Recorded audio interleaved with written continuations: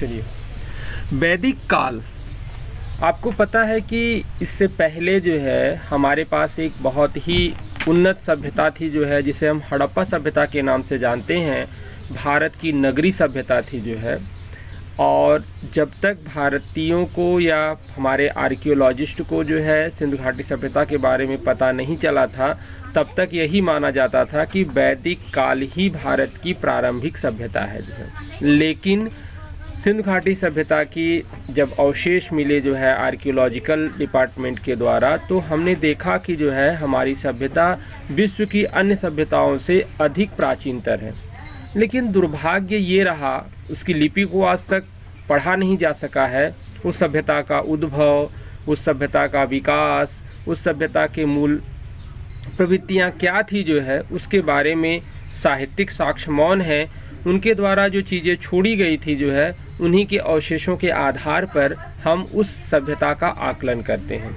जैसा कि इसके पूर्व क्लास में हमने देखा कि उस सभ्यता का पतन को लेकर भी विवाद था जो है, और वह सभ्यता जो है वह 1750 ईसा पूर्व के आसपास जो है वह समाप्त हो जाती है जो है। समाप्त तो नहीं कह सकते हैं, बल्कि जो है उस सभ्यता के जो अवशेष थे जो है वह अन्य क्षेत्रों में फैल गए जो है, जो बाद की सभ्यताओं के विकास में अपने योगदान को उन्होंने दिया जो है। ठीक है, 1500 ईसा पूर्व में जो है हमारे पास एक नई सभ्यता देखने को मिलती है जो है, जिसे हम वैदिक सभ्यता के नाम से जानते हैं जो है। वैदिक शब्द जो है आपको उनके जो वेद थे जो है, उसी के आधार पर इस सभ्यता का हमें ज्ञान प्राप्त होता है। इसलिए हम इस पूरे इरा को हम वैदिक सभ्यता कहते हैं जो है। ठीक है, जैसा कि आपको पता है कि वैदिक काल का जो समय है 1500 ईसा पूर्व से लेकर 600 ईसा पूर्व तक है जो है। 1500 ईसा पूर्व से लेकर 600 ईसा पूर्व तक आपका ये समय दिखाया गया है जो है। और इसको हम लोग सुविधा के लिए क्या करते हैं, अपनी सुविधा के लिए इसका अध्ययन हम दो भागों में बांटकर करते हैं। जैसे आप देखते हैं, एक आपके पास ऋग वैदिक काल है, दूसरा उत्तर वैदिक काल है। तो सिंधु घाटी सभ्यता के पतन के बाद भारत की दूसरी जो सभ्यता है वो वैदिक कालीन सभ्यता है जो है। और इस नवीन सभ्यता का प्रकाश जो है हमें वेदों से प्राप्त होता है, इसलिए हम इसको वैदिक सभ्यता कहते हैं। लेकिन इस सभ्यता के जो प्रारंभिक चरण थे जो है, उनके साहित्य जो है श्रुत साहित्य से सुनकर याद रखे जाते थे जो है, इसलिए हम इसे श्रुत साहित्य भी कहते हैं जो है। जैसा आप देखेंगे ऋग्वेद और आपका जो है उत्तर वैदिक काल। तो ऋग्वेद जो ऋग्वैदिक काल है जो है 1500 से 1000 ईसा पूर्व का जो समय है वह आपका ऋग्वैदिक काल है जो है, जिसमें केवल ऋग्वेद के द्वारा ही हमें उस समय के समाज हो, चाहे राजनीतिक जीवन हो, चाहे उनका आर्थिक जीवन हो, चाहे उनका धार्मिक जीवन हो, चाहे उनकी संस्कृतियाँ हो, उसके बारे में हमें ज्ञान प्राप्त होता है जो है। मात्र जानकारी का एकमात्र स्रोत है उनके ऋग्वेद।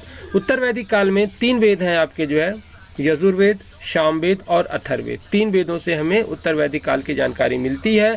साथ ही साथ जो है ब्राह्मण ग्रंथ हैं जो है, और ब्राह्मण के बाद अरण्यक है और उपनिषद है जो है। लेकिन ये जो रिटन इनको जब जो है लिखित कब किया गया, इनको लिखने का जो काम किया गया वो 6ठी शताब्दी ईसा पूर्व में किया गया। इसके कारण जो है मूल संस्कृतियों में कुछ भिन्नता भी देखने को मिलती है जो है। ठीक है, तो इस तरह से विवाद, अब इस सभ्यता को लेकर भी विवाद है।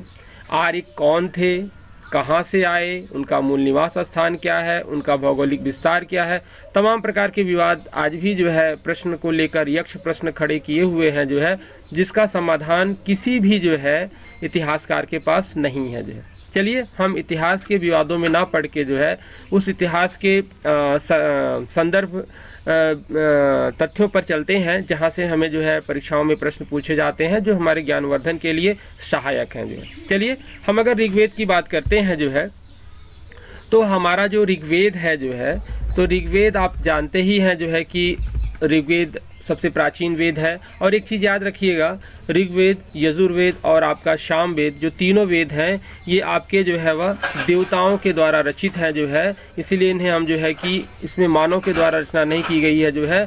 और इसके जो है मंडल के जो है ऋषि हैं जो है, जिन्होंने उसका संकलन किया जो है। और इस तरह से ऋग्वेद में 10 मंडल हैं। ठीक है, 2 से 7 मंडल ही सबसे प्राचीन है। पहला मंडल, 8वां मंडल, 9वां मंडल, 10वां मंडल विलुप्त हो गया था, बाद में इसको जोड़ा गया जो है। और इस तरह से जो है इसमें 1028 सूक्त है जो है। तो आप देखिएगा जो है कि जो दूसरा मंडल है उसके ऋषि आपके गृहसमद हैं जो है। तीसरा मंडल के जो ऋषि हैं विश्वामित्र हैं जो है। और तीसरा मंडल में गायत्री मंत्र लिया गया है जो है, जिससे सूर्य की उपासना के संबंध में उस मंत्रों का उच्चारण किया जाता है जो है। हमारे यहाँ सूर्य पूजा का प्रचलन है जो है। और इसी में जो है आप देखेंगे जो है मृत्युंजय मंत्र भी दिया गया है जो है। और उसके बाद आपका अस्तोमा तस्तोमा तस्तोमा तस्तोमा ज्योतिर्गमय जो है, हे माँ मुझे अंधकार से प्रकाश की तरफ ले चलिए, यह जो है श्लोक भी इसी में है जो है। चौथा मंडल हमारा जो है वह वामदेव द्वारा संकलित किया गया है, वामदेव कृषि थे जो है। और इस मंडल में कृषि के बारे में जानकारी मिलती है। पाँचवा मंडल अत्रि ऋषि के द्वारा संकलित किया गया है। छठवां मंडल भरद्वाज के द्वारा संकलित किया गया। सातवां मंडल वशिष्ठ के द्वारा संकलित किया गया। देखिए सातवें मंडल का क्या महत्व है। देखिए इस मंडल में जो महत्वपूर्ण जानकारी जहाँ से क्वेश्चन आते हैं उसी पे हम चर्चा करेंगे। सातवां मंडल में जो है आपका दशराग युद्ध हुआ था। तो दशराग युद्ध जो है पुरुषनी नदी या रावी नदी के तट पे हुआ था जो है। पुरुषनी का नाम ही रावी है, कई परीक्षाओं में पूछा गया है जो है। और यह युद्ध जो है एक तरफ सुदास थे जो है, उनके जो पुरोहित थे उनका नाम वशिष्ठ था। और दूसरी तरफ 10 राजाओं का एक समूह था जिसके पुरोहित विश्वामित्र थे। तो यह युद्ध जो है रावी नदी के तट पे हुआ था जो है। और इस युद्ध का कारण क्या था जो है, विश्वामित्र का अपमान हुआ था। तो विश्वामित्र ने 10 राजाओं को इकट्ठा करके अपने अपमान का बदला लेने के लिए जो है उन्होंने यह युद्ध करवाया था। लेकिन इस युद्ध में सुदास और वशिष्ठ जो है, जिसके पुरोहित वशिष्ठ हैं जो है, विजयी होते हैं जो है। और यही सुदास के जो पुरोहित थे जो है भरत के पूर्वज जो थे वो सुदास से ही संबंधित थे जो है। बाद में आगे चल के भारत का नाम जो है वह भारत पड़ा जो है। और इस तरह से सातवां मंडल ही केवल राजनीतिक जानकारी हमें प्राप्त होती है। आठवां मंडल कर्ण ऋषि का है जो है। और नौवां मंडल आपका जो है सोम रस से संबंधित है जो है।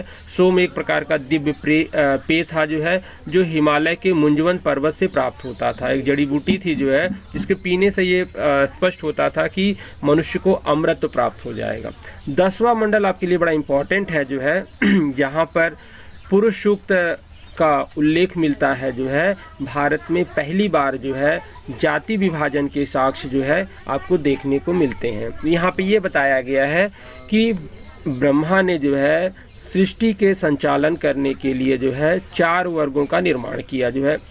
अर्थात ब्रह्मा के मुख से ब्राह्मण आया, इसलिए वह ब्राह्मण कहलाया जो है। और ब्राह्मण का मुख्य कार्य था जो है विद्या देना लेना और पठन पाठन का कार्य का संचालन करना जो है। दूसरा जो वर्ग आएगा क्षत्रिय आएगा जो है। अब देखिए ब्राह्मण का अर्थ क्या होता है, ब्रह्मांड का जानने वाला, माने जितने भी ज्ञानी व्यक्ति हैं सभी ब्राह्मण हैं, चाहे वह किसी भी जात से संबंधित हो। कहने का मतलब है हमारे जितने भी विद्यार्थी गण हैं सब है, ये व्यवस्था जो है ऋग्वैदिक काल में हमें देखने को मिलती है। जो अब देखेंगे हम जो है कि ये जो ऋग्वेद था जो है ये क्लिष्ट संस्कृत में लिखा गया था जो है। इसको सरल करने के लिए इस पर टीकाएँ लिखी गई जो है, गाइड लिखी गई जो है, जिसे हम ब्राह्मण कहते हैं। ब्राह्मण गद्य में लिखे गए थे। ऋग्वेद के 2 ब्राह्मण हैं, ऐत्रेय ब्राह्मण और कौशिकी ब्राह्मण। यजुर्वेद के 2 ब्राह्मण हैं, शतपथ ब्राह्मण और तैत्तिरीय ब्राह्मण।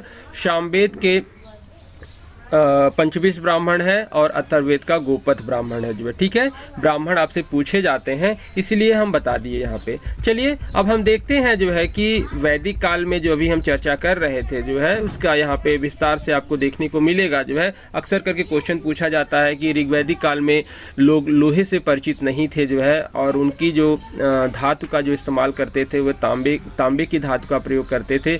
समाज की जो सबसे छोटी इकाई थी वो परिवार थी जो है। गांव का मुखिया ग्रामीणी कहलाता था। अभी हमने जो दशराग युद्ध की चर्चा की जो है, तो दशराग युद्ध रावी नदी के तट पे हुआ था। राजा सुदास इसमें विजयी हुए जो है। कृषि और पशुपालन इनकी जीविका का आधार था जो है। कृषि योग्य भूमि को उर्वरा या क्षेत्र के नाम से जाना जाता था। अगर हम संस्कृति की बात करें जो है, तो आज की जो सभ्यता का आधार है वह हमारी वैदिक सभ्यता है, क्योंकि भारतीय समाज जो है वह आर्य समाज का ही एक रूप है जो है। तो सरस्वती सबसे पवित्र नदी थी जो है। इसे जो है वह मातेमा, देवी तमा, नदी तमा जो है अर्थात नदियों की माता कहा गया है। पितृ सत्तात्मक समाज था जो है। नियोग प्रथा प्रचलन में थी जो है, और उनसे जो संतानें पैदा होती थी उन्हें क्षेत्रज कहा जाता था। सिंधु नदी का सबसे ज़्यादा उल्लेख हुआ है। आपको पता होना चाहिए कि ऋग्वेद में 25 नदियों का उल्लेख है जो है, और जिसमें सबसे ज़्यादा अधिक बार उल्लेख सिंधु नदी का हुआ है, और सबसे पवित्र नदी सरस्वती नदी है, और यमुना का 3 बार उल्लेख है, और गंगा का मात्र 1 बार उल्लेख है जो, ठीक है। बाद में जो है आप देखेंगे वेदांग का प्रचलन हुआ, तो वेदांग में आप देखेंगे कि शिक्षा है, कल्प है, ज्योतिष है, उसके बाद व्याकरण है, छंद है, निरुक्त है। ये कोई आपके लिए अनभिज्ञता वाली बात नहीं है। इससे पहले हमने जब साहित्यिक स्रोत की बात की गई थी वहाँ पे हम इन चीज़ों का अध्ययन कर चुके हैं जो है, ठीक है। अभी सामने आप देख रहे हैं इसमें 1028 सूक्त हैं जो है, और उसके बाद जो है वेदों के 4 भाग दिए हैं, संहिता है, ब्राह्मण ग्रंथ है, अर्णयक है और उपनिषद है जो है। अर्णयक का मतलब होता है जिन ग्रंथों को जंगल में जाकर जो है ऋषियों के द्वारा चिंतन मनन करके लिखा गया, उन्हें हम अर्णयक कहते हैं जो है। तो कुल 18 अर्णयक उपलब्ध है। उपनिषदों की बात की जाती है जो है, तो ये दर्शन के अंतिम परिणति थी जो है, और इन्होंने वैदिक कर्मकांड के स्थान पे दर्शन को प्राथमिकता दिया। और 108 उपनिषद हैं जो है, जिसे आप मुंडिकोपनिषद है, सत्यमेव जयते लिया गया है, केन उपनिषद है, यम और नचिकेता का संवाद है, केन उपनिषद है। तो अनेक प्रकार के उपनिषद हैं जो है। तो कुछ उपनिषद से जो है अक्सर क्वेश्चन पूछे जाते हैं जो। और अभी आपने देखा कि 10 मंडल है, तीसरा मंडल विश्वामित्र है, गायत्री मंत्र का उल्लेख है जो है, शूद्र शब्द का उल्लेख ऋग्वेद के 10वें मंडल में पुरुष सूक्त में भी हमने चर्चा किया जो है। पुरोहित जो ऋग्वेद के जो पुरोहित होते थे उनको होता कहा जाता था। कहने का मतलब ये है कि सभी वेदों के जो है एक विशिष्ट पुरोहित होते थे, उन्हीं के द्वारा उन वेदों का उच्चारण किया जाता था जो है, उनकी शुद्धता पर विशेष ध्यान रखा जाता था। अभी हम देखेंगे यजुर्वेद का आधार्यु होता था, सामवेद का उद्गाता होता था, और अथर्ववेद का ब्रह्मा थे जो है। तो इस तरह से जो है सभी वेदों के एक परंपरागत ऋषि रखे गए थे जो है। अभी आपने देखा जो है कि जो ऐत्रेय ब्राह्मण था जो है, वहाँ पे राजा की उत्पत्ति का सिद्धांत दिया है जो है। और कौशिकी जो है, अभी आपने देखा ऋग्वेद के 2 ब्राह्मण थे जो है। और गोत्र शब्द का उल्लेख सबसे पहले जो है वह ऋग्वेद में किया गया है जो है। तो जो ये गोत्र शब्द था, गोत्र जो शब्द था जो है, गोत्र का मतलब होता है कि गौशाला जो है, जहाँ पे समूह की गायें रखी जाती थी जो है। अभी देखिएगा जो है आर्यों के जीवन में गाय का कितना महत्व था जो है, यहाँ तक कि जितने युद्ध होते थे वो गाय के लिए होते थे जो है। अभी हम आगे चर्चा करेंगे जो है। और गाय उनके जीवन में बड़ी पूज्य होती थी, और गायों की संख्या जिसके पास जितना ज़्यादा होती थी वह व्यक्ति उतना ही धनी होता था जो है, ठीक है। और इस तरह से जो ये लोग बहुदेववाद के जो है उपासक थे जो है। इनके कुल देवताओं की संख्या 33 थी, कई बार परीक्षाओं में पूछा गया है जो है। अभी हम देखेंगे कि आकाश लोक के देवता थे, पृथ्वी के देवता थे, अंतरिक्ष देवता थे, और सबसे महत्वपूर्ण देवता इसमें इंद्र था जो है, क्योंकि इंद्र जो है युद्ध और वर्षा का देवता था जो है। इसे पुरंदर भी कहा जाता है। दूसरा महत्वपूर्ण देवता अग्नि था जो है, जिसके संबंध में 200 सूक्त दिए गए हैं। तो आप देखेंगे कि जो देवताओं और मनुष्यों के बीच में जो आहुतियाँ आदान प्रदान की जाती थी वह अग्नि के द्वारा की जाती थी। और आप ये भी देखेंगे कि अग्नि के बिना कोई कार्य संभव नहीं होता था। तो इस तरह से अग्नि जो है महत्वपूर्ण देवताओं में था। तीसरा देवता वरुण था जो है। वरुण को ऋतस्व गोपा कहा जाता था, नैतिकता का रक्षक होता था जो है। तो इस तरह से वैदिक समाज जो है आपका, वैदिक राजनीतिक व्यवस्थाएं क्या थी जो है। अब देखिए हम पहले तो आते हैं कि आर्य जो है, अर्थात वैदिक सभ्यता के निर्माता कौन थे जो है। तो वैदिक सभ्यता के निर्माता या वैदिक सभ्यता का जो मूल वंश था वो आर्यों से था जो है। अब यहाँ पे आर्य कोई जात नहीं थी, कोई नस्ल नहीं थी। आर्य का मतलब होता है श्रेष्ठ और कुलीन जो है, ठीक है। और इनके पास रथ थे, और वो अश्वचालित रथ थे जो है, जो कि तीव्रता से जो है एक स्थान से दूसरे स्थान पे जा सकते थे। जैसा कि आपने देखा था कि हड़प्पा सभ्यता में जो है हमने घोड़ों के अवशेष प्रत्यक्ष नहीं मिलते हैं। सुरकोतरा में घोड़े की अवशेष हड्डियां मिली हुई हैं, लेकिन बाकी जगह नहीं मिली हुई हैं। तो इस तरह से जो है घोड़े अगर उस सभ्यता में होंगे भी जो है तो उतना ज़्यादा प्रचलन में नहीं थे जो है। लेकिन आर्यों का जो सबसे प्रिय पशु था वह आपका घोड़ा था जो है, ठीक है। अब बात आती है कि आर्य भारत के तो नहीं थे जो है। अब यहाँ पे 2 सभ्यताएं देखने को मिलती है, एक तो द्रविड़ सभ्यता मिलती है, दूसरी आर्य सभ्यता मिलती है। तो वैदिक सभ्यता के लोग जो है आर्य सभ्यता के थे जो है, और हड़प्पा सभ्यता के जो लोग थे वह द्रविड़ मूल निवासी थे जो है, ठीक है। तो हम इस विवाद में ना पढ़ के आगे चलते हैं जो है। तो आर्यों का मूल निवास के बारे में विद्वानों के अलग अलग विचार हैं जो है। तो इतिहास में ये क्वेश्चन पूछ लिया जाता है, फला इतिहासकार के अनुसार आर्यों का मूल निवास क्या था, तो ये आप इसको ध्यान दीजिएगा थोड़ा सा। देखिए, हम इतिहास के विद्यार्थी हैं, हम इतिहास के शिक्षक हैं, तो हमें इतिहास के विवादों में पढ़ने की ज़रूरत नहीं है। जो है हमें इतिहास के ज्ञान अर्जन करके अपनी परीक्षाओं के लिए जो महत्वपूर्ण जो है जानकारी, उसको हमें ग्रहण करना है। भविष्य में फिर आप जब उस एक जगह आप कहीं सेटलमेंट हो जाता है आपका, तब आप इतिहास के गहन अध्ययन करेंगे तो आपकी काफ़ी चीज़ें और स्पष्ट हो जाएंगी। जो है तो एक मैक्स मूलर बहुत बड़े विद्वान है, जो है इतिहासकार हैं, जो है उन्होंने मध्य एशिया आर्यों का मूल निवास स्थान माना है। जो है बाद में अधिकांश इतिहासकारों ने जो है उनके इस मत को जो है वह स्वीकारा है, क्योंकि ये गोरे वर्ण के थे, जो है लंबे कद में थे, इनके बाल घुघराले थे। जो है ये सब विशेषताएँ मध्य एशिया के जो है वह लोगों में मिलती है। जो है इसलिए आर्यों का मूल निवास मध्य एशिया को माना जाता है। ठीक है, उसके बाद जो बाल गंगाधर तिलक के ये कॉन्सेप्ट को कई बार पूछा गया है। जो है तो बाल गंगाधर तिलक ने उत्तरी ध्रुव को आर्यों का मूल निवास स्थान माना है। जो है तो उत्तरी ध्रुव का मतलब आप समझ सकते हैं, आपका जो एकदम पोलर है वहाँ की बात की गई है। जो है और गंगानाथ झा है, जो है एक इतिहासकार है, जो है उन्होंने ब्रह्मऋषि देश को जो है आर्यों का मूल निवास स्थान माना है। गार्डन चाइल्ड ने रूस को जो है आर्यों का मूल निवास स्थान माना है। उसके बाद है गाइल्स महोदय ने हंगरी को जो है आर्यों का मूल निवास स्थान माना है। प्रोफेसर पिनाकी हैं, उन्होंने जर्मनी को आर्यों का मूल स्थान माना है। दयानंद सरस्वती जो है तिब्बत को आर्यों का मूल स्थान माना। तो 3 इतिहासकारों के बारे में अभी तक आपसे क्वेश्चन पूछा गया है। एक तो मैक्स मूलर को लेकर पूछा गया है, बाल गंगाधर तिलक को लेकर पूछा गया है और दयानंद सरस्वती को लेकर पूछा गया है। तो कम से कम आपको इन तीनों के बारे में जानना जरूरी है। अगर हम बात करते हैं आर्यों का जो है भौगोलिक विस्तार कहाँ तक था, जो है तो सप्त सैंधव प्रदेश जो है, तो जो सप्त सैंधव प्रदेश था, जो है इसका मतलब ये था जो है कि 7 नदियों के बीच जो है आर्यों ने ऋग्वैदिक काल और ऋग्वेद को रचना किया। जो है इसलिए इसको सप्त सैंधव प्रदेश कहा जाता है। अर्थात पंजाब की 5 नदियां और अफगानिस्तान की कुंभा और काबुल नदियों के बीच में जो है आर्य भारत में आकर बसे। जो है और वहीं पर उन्होंने ऋग्वेद की रचना किया। जो है और वहाँ पर उन्होंने जो है वह जो ये इसीलिए इसको सप्त सैंधव प्रदेश कहा गया। जो है और इनके ग्रंथ में जो है हिमालय की चर्चा की गई है, मुंजमंत पर्वत की चर्चा की गई है, जो है ब्रह्मवर्त क्षेत्र की चर्चा की गई है, सरस्वती और द्वादश नदियों के मध्य के क्षेत्र की चर्चा की गई है, जो है विपाशा नदी की चर्चा की गई है। तो इस तरह से आप देखेंगे जो है कि आर्य कोई स्पेसिफिक वहाँ पे स्थान नहीं दिया गया है, लेकिन इतिहासकारों ने यह निर्धारित कर दिया है कि आर्यों का प्रारंभ में आर्य जब जिस स्थान पे आकर बसे उसे हम सप्त सैंधव प्रदेश के नाम से जानते हैं।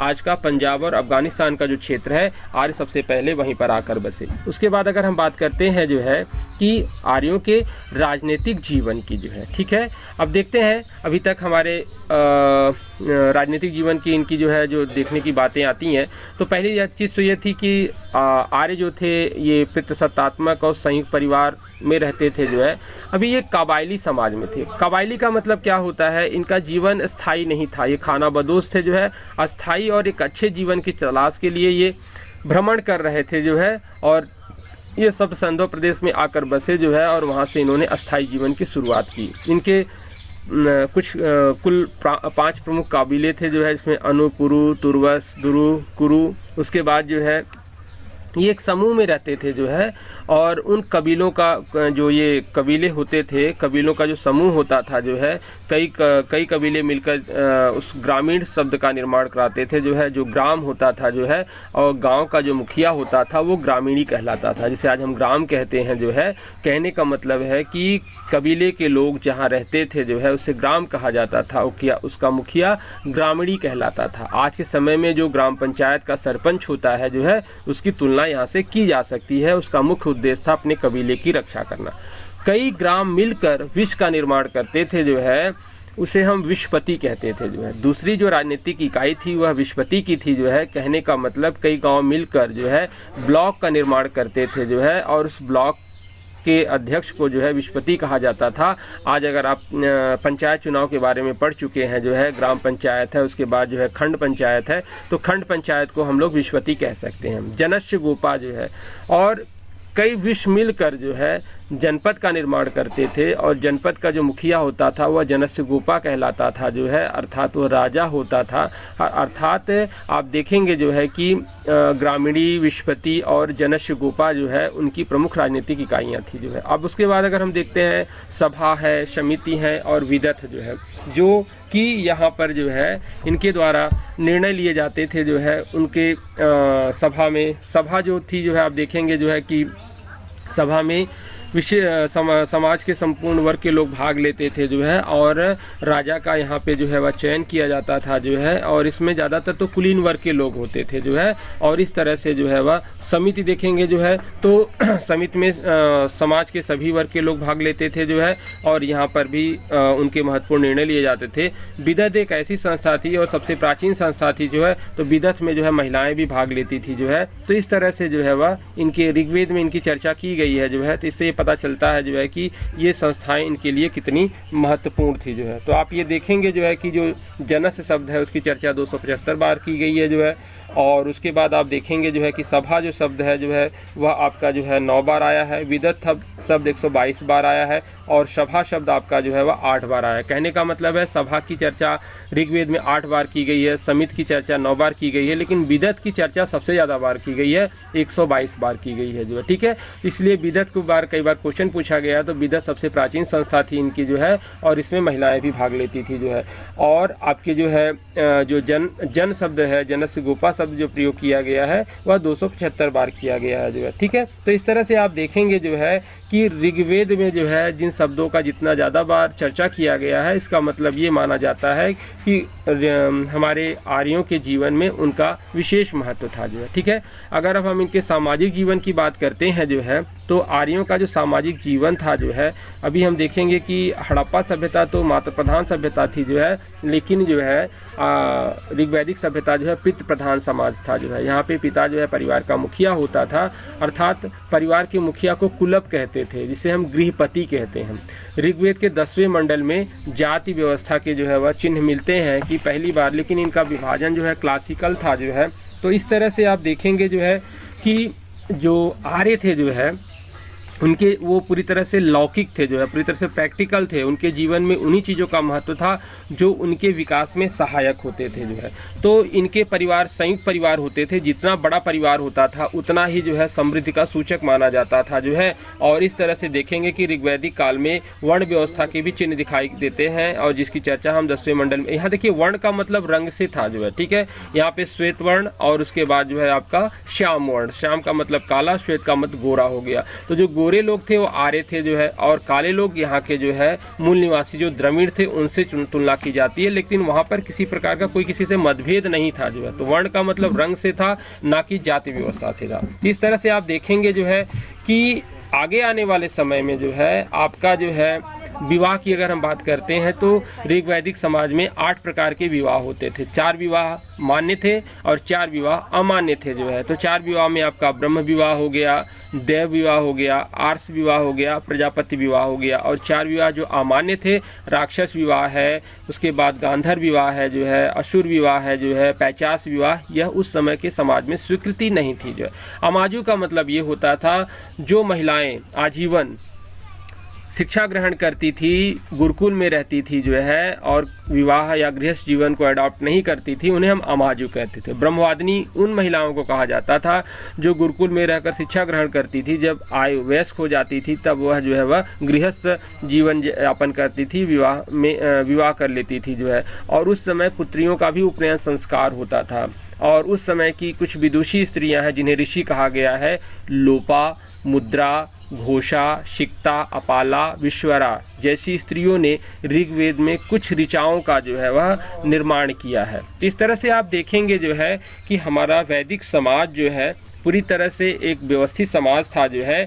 इनके जीवन में गाय का ज़्यादा महत्व था जो है। गाय को अघन्या कहा जाता था, ना मारने योग्य जो है।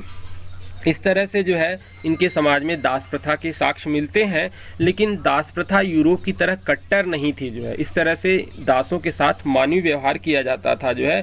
आर्य जो थे 3 प्रकार के वस्त्र धारण करते थे, अधोवस्त्र, उत्तरीय वस्त्र और अधिवास। तो अधोवस्त्र का मतलब हुआ ऊपर से धारण करना, उत्तरीय वस्त्र और अधिवास। तो ये इनके वस्त्र सूती, रेशमी और ऊनी होते थे जो है, मौसम के अनुसार उनको धारण करते थे। अगर हम इनके धार्मिक जीवन की बात करते हैं तो ऋग्वैदिक समाज के लोग जो है बहुदेववाद और प्रकृति पूजा करते थे। एक चीज़ याद रखिएगा कि ऋग्वेद के लोग जो है लौकिक रूप से जो है वह ईश्वर की उपासना करते थे, अर्थात जो है वो संन्यास या जो है अमृत प्राप्त करने के उद्देश्य से ईश्वर की उपासना नहीं करते थे, बल्कि अच्छी कृषि और पशुओं के स्वास्थ्य के लिए, अपने संतानों की स्वास्थ्य रक्षा के लिए वह देवताओं की उपासना करते थे। इनकी मूर्ति पूजा के उपासक नहीं थे। ये जो है प्रकृति की भी उपासना करते थे, नदियों की पूजा करते थे, सूर्य की पूजा करते थे, पीपल की पूजा करते थे, वृक्षों की और पशुओं की पूजा करते थे। इस तरह से अगर हम देखते हैं तो इनके जो देवता हैं 3 कैटेगरी में बटे हुए हैं, 3 श्रेणियों में बांटा गया है जो है, जिसमें आपके आकाश देवता है जो, तो आकाश देवता में सूर्य हो गए, धौस हो गए, वरुण हो गए, मित्र हो गए, पूषण, विष्णु, सविता, आदित्य, उषा, अश्वनी। अंतरिक्ष देवता की अगर हम बात करते हैं तो इंद्र है, रुद्र है, मारुत है, वायु है, प्राजन्य है और मतारिशिवन है। उसके बाद पृथ्वी लोक के देवता जो है अग्नि है, सोम है, पृथ्वी है, उसके बाद सरस्वती है और बृहस्पति हैं जो है। तो ऋग्वेद में जो सबसे महत्वपूर्ण देवता है वह इंद्र है, जिन्हें पुरंदर कहा गया है और ये वर्षा के देवता माना गया है। तो ऋग्वेद में जो है इंद्र की चर्चा 250 बार की गई है जो है। दूसरे महत्वपूर्ण देवता अग्नि है जो है, और अग्नि क्या करते थे, देवताओं और मनुष्यों में जो है वह बीच जो है संवाद स्थापित करते थे जो है, और इनके माध्यम से जो है वह आहुतियाँ प्रदान की जाती थी जो है। और इनके ऋग्वेद में 200 बार जो है अग्नि की चर्चा की गई है। तीसरा जो महत्वपूर्ण देवता था वरुण था जो है, जो जलनिधि का प्रतिनिधित्व करता था। इसे ऋतस्य गोपा कहा गया है, अर्थात जो है वह ये नैतिक जीवन का रक्षक होता था जो है। ठीक है। 9वें मंडल में सोम पे एक प्रकार का पे था जो है, ये एक प्रकार के देवता थे जो है, और इस तरह से जो है उनकी आहुति या संस्तुति की गई है जो है। मारुत जो है आंधी तूफान का देवता था। प्राजन्य जो था वर्षा का देवता, प्रजन्य जो है वह वर्षा से संबंधित देवता था। तो इस तरह से आप देखेंगे जो है कि ये बहुदेववादी थे जो है, ये भौतिक जीवन में अपनी सुख सुविधाओं को प्राप्त करने के लिए जो है वह नाना प्रकार के देवताओं की जो है वह उपासना करते थे, और साथ ही साथ ये नदी की पूजा, वृक्ष की पूजा। तो कहने का मतलब हम कह सकते हैं कि हमारी प्राचीन सभ्यताएं जो थी हमारी पर्यावरण की बहुत बड़ी रक्षक थी जो है। आज दुनिया पर्यावरण के लिए, नदी बचाने के लिए, पेड़ बचाने के लिए जो है आह्वान कर रही है। हमारे जो है हमारे पूर्वज जो है पहले से ही पर्यावरण के बहुत बड़े हितैषी और रक्षक थे जो है। तो इस तरह से आप देखेंगे अगर हम इनके आर्थिक जीवन की बातें करते हैं जो है, तो इनका आर्थिक जीवन में पशुपालन इनका मुख्य व्यवसाय था और कृषि गौण था जो है। ठीक है। अब पशुपालन क्यों मुख्य व्यवसाय था, क्योंकि अभी ये खानाबदोश थे जो है, कबीले के रूप में एक स्थान से दूसरे स्थान पर जो है वह पलायन कर रहे थे। अभी इनके अस्थायी जीवन की शुरुआत नहीं हुई थी जो है, और कृषि करने के लिए अस्थायी जीवन की आवश्यकता होती है। उस समय अभी तक लोहे का आविष्कार नहीं हुआ था जो है। इनकी मुख्य धातु तांबा के ही अस्त्रों का ये प्रयोग करते थे जो है, और इनके जीवन में वस्त्र विनिमय प्रणाली थी, गुड एक्सचेंज करते थे, वस्तुओं का लेन देन होता था जो है। वस्तुओं का लेन देन से आशय ये है, अगर आपको चावल की ज़रूरत है तो आप किसी को गेहूं देकर चावल ले लीजिए। तो इस तरह से जो है ये विनिमय के रूप में गाय का प्रयोग करते थे जो है, या निष्क एक प्रकार की जो है सोने की धातु थी जो है, जो गले में पहनी जाती थी, सोने का आभूषण था, वह भी विनिमय के रूप में इस्तेमाल किया जाता था। कृषि कार्य की विस्तार पूर्वक चर्चा जो है वामदेव के जो है 4थे मंडल में की गई है जो है, और वहाँ पे बताया गया है कि 24 जोड़ी बैलों का इस्तेमाल जो है हल जोतने के लिए किया जाता था। और हो सकता है हल के फाल नहीं मिले हुए हैं, हल के फाल लकड़ी के बने रहे होंगे जो है, क्योंकि उस समय तक लोहे का ज्ञान इनको नहीं था जो है। गाय को गवेषणा कहा गया है। गवेषणा का मतलब होता है युद्ध का पर्याय। अक्सर करके जो है इनके आर्यों के कबीले में गायों की संख्या बहुत ज़्यादा होती थी जो है, और उसी के कारण जो है क्या हुआ, अक्सर युद्ध हुआ करते थे जो है। ठीक है। एक पणी थे जो है, ये मवेशी चोर होते थे जो है, और अक्सर जो है आर्यों को मवेशियों के साथ ये पणियों के साथ युद्ध होते थे जो है, और उस युद्ध का मुख्य कारण था गाय चोरी करना। और ऋग्वेद में यौ शब्द मिला हुआ है, जो आर्यों का मुख्य अनाज था जो है, खाद्य पदार्थ था, जो जौ शब्द है, माने ये यौ आपका तत्सम शब्द है आपका जो है, जौ आपका जो है वह तद्भव शब्द है जो है, संस्कृत का शब्द यौ है जो है।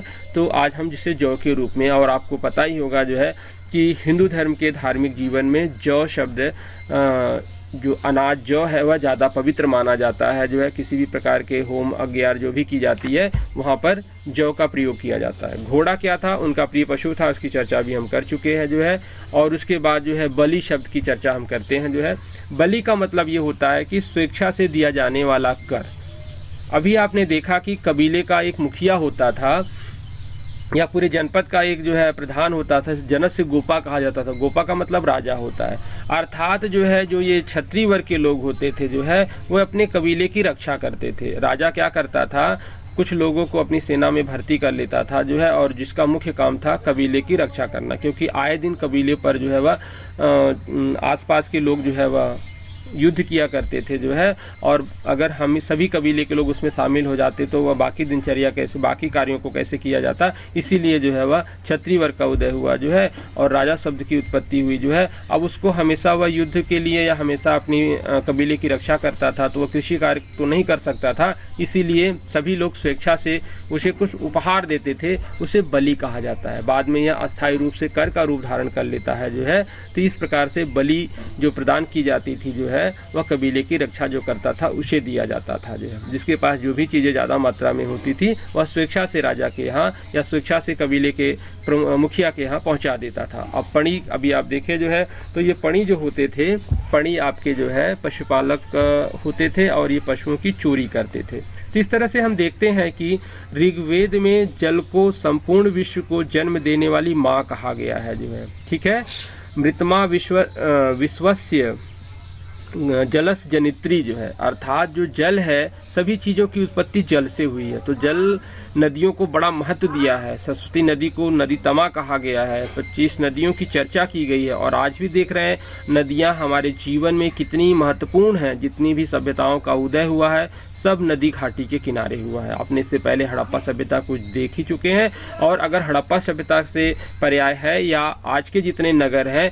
सब नदियों के किनारे बसे हैं। चाहे आप बोकारो की बात कर लीजिए, चाहे आप जमशेदपुर की बात कर लीजिए, तो इस तरह से नदियों का हमारे जीवन में विशेष महत्व था, इसीलिए नदियों की ये सब पूजा करते थे।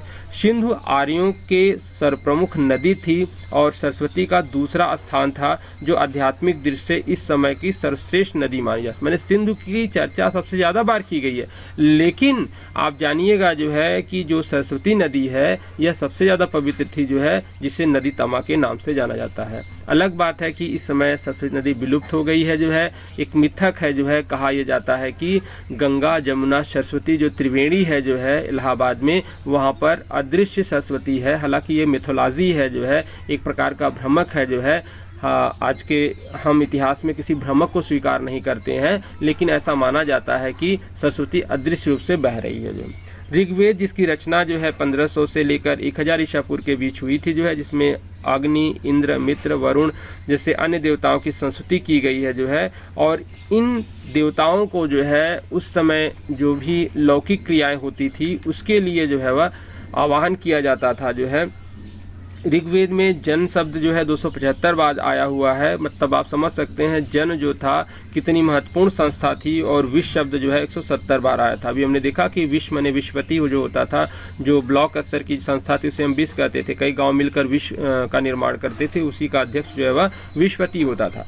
ऋग्वेद में किसी परिवार का सदस्य एक सदस्य था जो है, वो कहता है कि मैं कवि हूँ, मेरे पति वैद्य हैं जो है, और मेरी माता जो है वह मेरे पिता जो है वैद्य हैं जो है, मेरी माता चक्की चलाने वाली है जो है। हम लोग भिन्न व्यवसाय करते हैं जो है, लेकिन हमारी जो जीविकोपार्जन का जो मुख्य कार्य है जो है वह आर्थिक रूप से हम अपने आप को संपन्न करना चाहते हैं जो है। ये 9वें मंडल में चर्चा की गई है। कहने का मतलब है कि ऋग्वेद में किसी भी कार्य को तुच्छ नहीं समझा जाता था। एक ऋषि पुत्र है जो है, जो खुद भी वैद्य है जो है, और उसके पिता भी जो है अपना जो है वो कवि है, उसके पिता वैद्य हैं और उसकी माता चक्की चलाने वाली है। लेकिन सबका जो मुख्य उद्देश्य है आर्थिक है जो है, जिससे घर की आर्थिक जीविका को चलाया जा सके जो है। ठीक है, सर्वप्रथम ऋग्वेद में ही दासों का उल्लेख किया गया है, लेकिन दासों के साथ जो है वह पुत्रवत व्यवहार किया जाता था जो है। बढ़ई शिल्पियों की भी चर्चा की गई है जो है, और व्यापार वाणिज्य प्रधान पणी वर्ग के लोग करते थे जो है, और पणी जो है मवेशी चोर होते थे जो है। ठीक है, तो अभी आपने देखा कि भीषज एक शब्द यूज किया गया है ऋग्वेद में। भीषज का मतलब होता है वैद्य जो है। तो इस तरह से आप देखेंगे जो है कि देवताओं की उपासना की मुख्य रीति जो है, वेदों का उच्चारण किया जाता था, पशुओं की बलि दी जाती थी जो है, और उस समय बलि के अनुष्ठान इतना ज़्यादा होते थे जो है कि जिसके कारण जो है वह पशुओं की जो है वह कमी होने लगी। अब इसके बारे में हम उत्तर वैदिक काल में चर्चा करेंगे जो है, क्योंकि ऋग्वैदिक काल और उसके बाद उत्तर वैदिक काल जो है वह कर्मकांड हो गया, कर्मकांड की प्रधानता हो गई। इस तरह से ऋग्वैदिक काल जो 500 वर्ष का उसका अपना एक इतिहास है जो है, अपने आप में बहुत सारी घटनाओं को समेटे रखा है जो है, और ये भारतीय सभ्यता के प्रारंभिक चरण हैं जो है। इसीलिए आप जब भी देखेंगे जो है पास्ट इरा में जो है एंशियंट पीरियड से क्वेश्चन पूछे जाते हैं, वे कठिन होते हैं जो है, और सभी परीक्षाओं में, चाहे आप जो भी परीक्षाएं देते हैं, चाहे आप किसी भी टेट की परीक्षा दे रहे हो, चाहे आप टीजीटी की परीक्षा दे रहे हो, चाहे आप जो है किसी भी जो है सिविल सर्विस की परीक्षा दे रहे हो, वहाँ से आपको 1-2 क्वेश्चन मिलते ही हैं जो है, और मेंस में भी आपको क्वेश्चन मिलते हैं जो है। इसलिए हमको क्या करना होगा, अपने एंशियंट पीरियड को अच्छे से पढ़ना होगा जो है, और उनको पढ़ने से क्या होगा कि हमारी जो बहुत सारी समस्याएं हैं जो है वह दूर हो जाएंगी। हमने कई बार पढ़ाते समय इस चीज़ पे चर्चा की है कि हमारा एक पार्ट जो होता है दूसरे पार्ट पर डिपेंड करता है जो है। अगर हम पहले पार्ट को ठीक से नहीं समझ पाते हैं तो दूसरे पार्ट को हमें समझने में असुविधा होती है, क्योंकि हमारा वह पार्ट उस पूर्व पार्ट के ऊपर निर्धारित होता है। तो इसीलिए जो है आप चाहे आदिमानव का विकास पढ़ते हैं, चाहे नवपाषाण काल पढ़ते हैं, चाहे आप जो है सिंधु घाटी सभ्यता पढ़ते हैं, चाहे आप वैदिक काल पढ़ते हैं, सभी सभ्यताओं में एक कोरिलेशन होता है जो है, और उस रिलेशन से सभ्यताएं आगे बढ़ती रहती हैं। आप देखेंगे धीरे धीरे हमारी सभ्यताएं उत्तरोत्तर जो है वह विकास की अवस्था पर जाती हैं जो है, और एक सभ्यता दूसरे सभ्यता से बहुत कुछ सीखती है जो। तो इस तरह से वैदिक इरा जो है अभी हमारा, ये ऋग्वैदिक इम्पॉर्टेंट इसलिए है जो है क्योंकि ये हमारा प्रारंभिक फेज है, और साहित्यिक साधनों की शुरुआत ऋग्वैदिक काल से होती है जो है, और इसीलिए जो है ऋग्वैदिक काल से अक्सर आपसे क्वेश्चन पूछे जाते हैं। अब ऋग्वैदिक काल पर ही आपका उत्तर वैदिक काल पूरी तरह से डिपेंडेंट है जो है। उत्तर वैदिक काल में हम 3 वेदों को पढ़ेंगे, यजुर्वेद, सामवेद, अथर्ववेद। वहीं पे हम ब्राह्मण ग्रंथ पढ़ेंगे जो है, वहीं पर हम जो है अरण्यक पढ़ेंगे, वहीं पर हम उपनिषदों का अध्ययन करेंगे, वहीं पर हम वेदांगों का अध्ययन करेंगे, क्योंकि उस 400 साल में जो है, कहने का मतलब है कि 1000 से लेकर 600 ईसा पूर्व के बीच में जो है हमें जो है एक बृहद जो है भारतीय सभ्यता का उन्नयन देखने को मिलता है जो है, क्योंकि उस समय जो है भारतीय सभ्यता का विस्तार गंगा के मैदानों में हो जाएगा, मगध तक फैल जाएगी वो सभ्यताएं जो है, और वही सभ्यताएं क्या करेंगी, 16 महाजनपदों के उदय के लिए भूमिका तैयार करेंगी। इन 16 सभ्यताओं के उदय में लोहे की खोज एक महत्वपूर्ण भूमिका निभाएगी। हालांकि ऋग्वैदिक काल के अंतिम चरण में लोहे का ज्ञान हमारे आर्यों को या हमारे जो है ऋग्वैदिक सभ्यता के लोगों को हो चुका था। आप सभी को पता है कि एक हित्ती जनजाति थी जो है, जिसे लोहे का ज्ञान हो गया था, लेकिन वो दुनिया से बचा के रखी थी। लेकिन 1200 ईसा पूर्व में अन्य सभ्यताओं को भी लोहे का ज्ञान हुआ, और 1000 ईसा पूर्व में भारत में अंतरजी खेड़ा एक स्थान है जहाँ पर लोहे का पहली बार साक्ष्य प्राप्त हुआ। पहली बार लोहे वहाँ से प्राप्त करके जो है लोहे के औजार या लोहे के हथियार बनाए जाने लगे जो है। तो अगर आपसे पूछा जाता है कि अंतरजी खेड़ा कहाँ पे है, तो अंतरजी खेड़ा आपका जो है वह मेरठ में है, हिंडन नदी में, ये यूपी में स्थित है जो है, और यहीं पर जो है लोहे के प्राथमिक जो है वह साक्ष्य मिलते हैं। हालांकि उत्तर वैदिक काल हम इसके लिए एक अलग से टॉपिक ले आएंगे, हम एक अलग जो है उसका आपको जो है पूरा क्लास देंगे जो है। तो ये पूरी क्लास आपकी ऋग्वैदिक काल से संबंधित थी जो है, आप इसको अच्छे से पढ़ लीजिए। कोई भी प्रॉब्लम होगी तो फिर इस पे हम जब उत्तर वैदिक काल की क्लास लेंगे वहाँ पे हम इसका डिस्कशन करेंगे जो है। तो इस क्लास को यहीं पर हम लोग ख़त्म करते हैं जो है। धन्यवाद।